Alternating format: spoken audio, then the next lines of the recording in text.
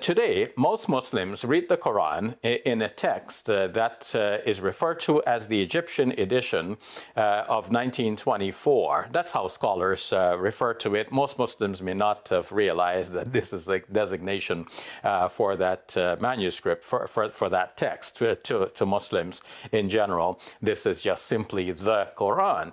But this is not the only text of the Quran that is read throughout the world.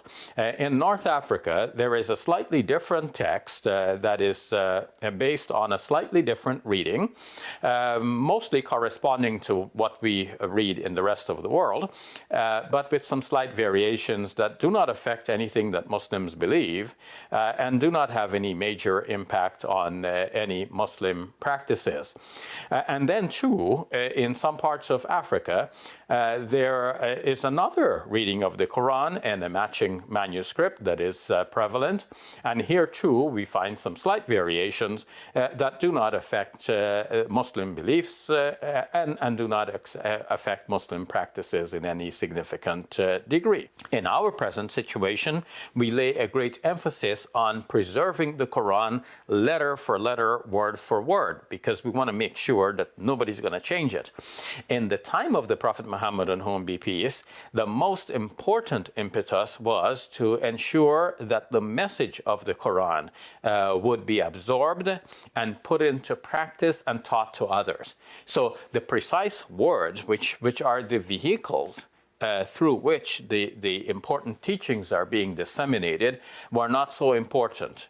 The teachings were important, but the precise words to preserve them were not of paramount importance. They did not trump in importance the need for the message of the Quran to be absorbed, to be practiced, and to be taught by others. And in fact, if the Prophet Muhammad, on whom be peace, had insisted on his followers that they should pay due importance to the wording of the Quran to get every letter and sound correctly, then that may have detracted from the focus on getting the message across and implementing that in the lives of new Muslims.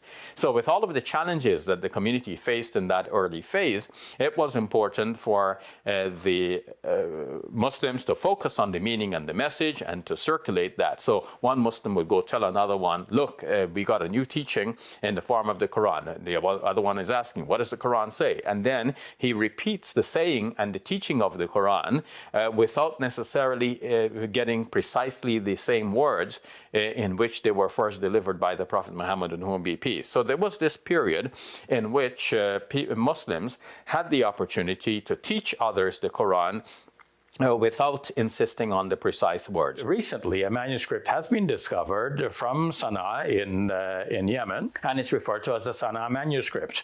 That manuscript has two layers of Quranic writing. The lower layer has been scraped off, and the upper layer has the Quranic text written over. Now, the upper layer text quite closely corresponds to what Muslims are reading in the world today as the text of the Quran. The lower text that has been scraped off has some variation from what Muslims are reading in today's text, but those variations are not of any great significant degree that affects what Muslims believe or that affects Muslim practice in any significant way. So how do we explain this difference, and why was that Quranic manuscript scraped off?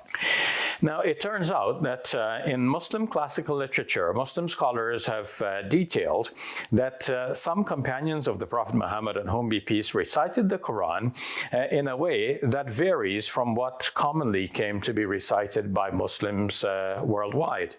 Why this sort of difference?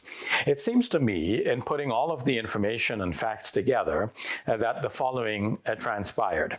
When the Prophet Muhammad, peace be upon him, received the revelation initially, the main impetus at the moment was for people to absorb the message, and to know the instructions and put them into practice.